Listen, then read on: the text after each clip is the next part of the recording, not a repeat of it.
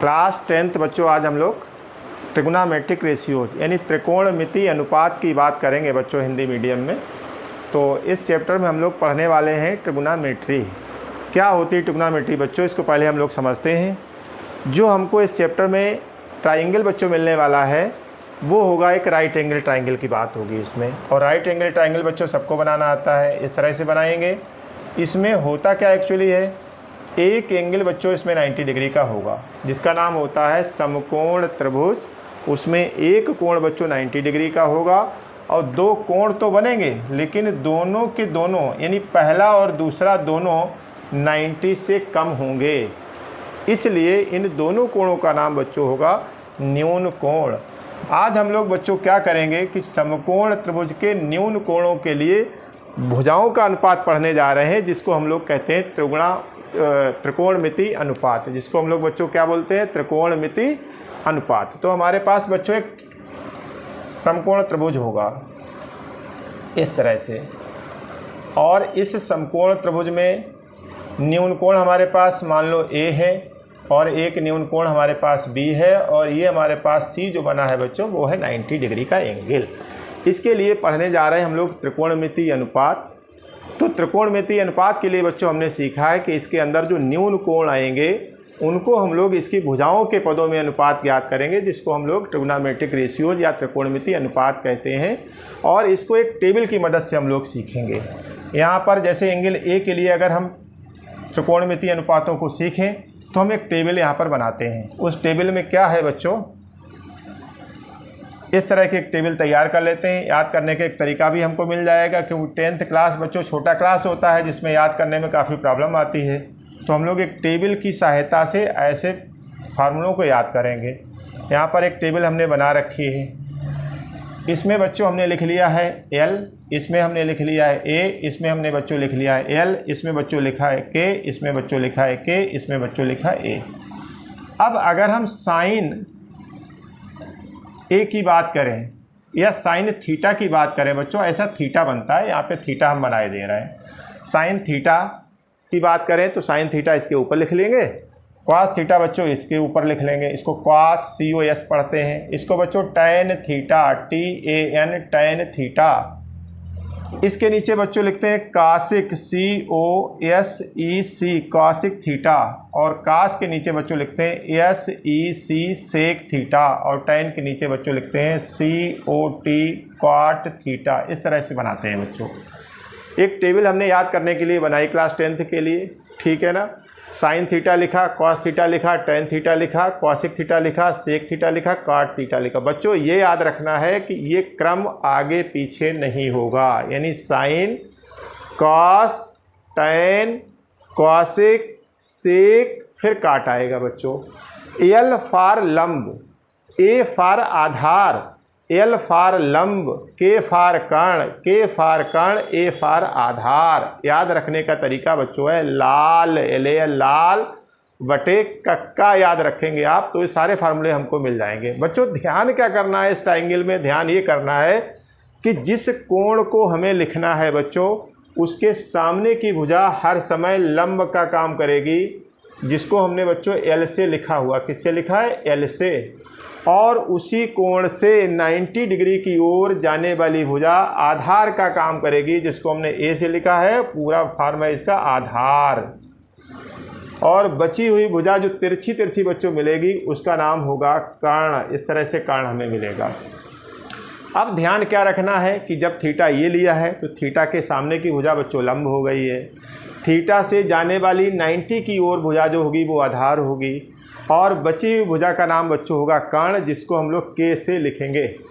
अब ध्यान ये देना है कि अगर थीटा यहाँ ना होकर बच्चों थीटा यहाँ पर हो जाए तो यहाँ पे जब थीटा होगा तो थीटा के सामने ये भुजा बच्चों लंब हो जाएगी। थीटा से जाने वाली 90 डिग्री की ओर भुजा आधार हो जाएगी, और ये तिरछी भुजा जो होती ये सदैव कर्ण का काम करेगी। तो ये बच्चों आपको याद रखना है। फार्मूला याद करने के कुछ तरीके होते हैं। चलो बच्चों अब हम याद करते हैं फार्मूले। फार्मूलों में पहला फार्मूला बच्चों हम लोग लिखते हैं साइन थीटा। जैसे हमें साइन थीटा का मान बच्चों पता करना है तो इसके नीचे क्या लिखा हुआ L, इसको बटे समझें और इसको K समझें। तो L बटे K माने L माने लंब बच्चों और के माने कर्ण। तो इस तरीके से एक फार्मूला बच्चों हमको याद हुआ, साइन थीटा इक्वल टू लंब बटे कर्ण या एल वाई के।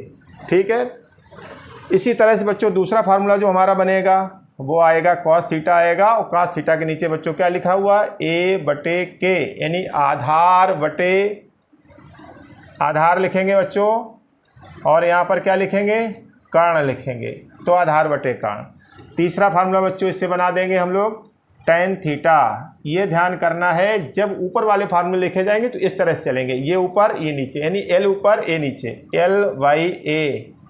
एल मतलब बच्चों लंब, ए मतलब बच्चों आधार।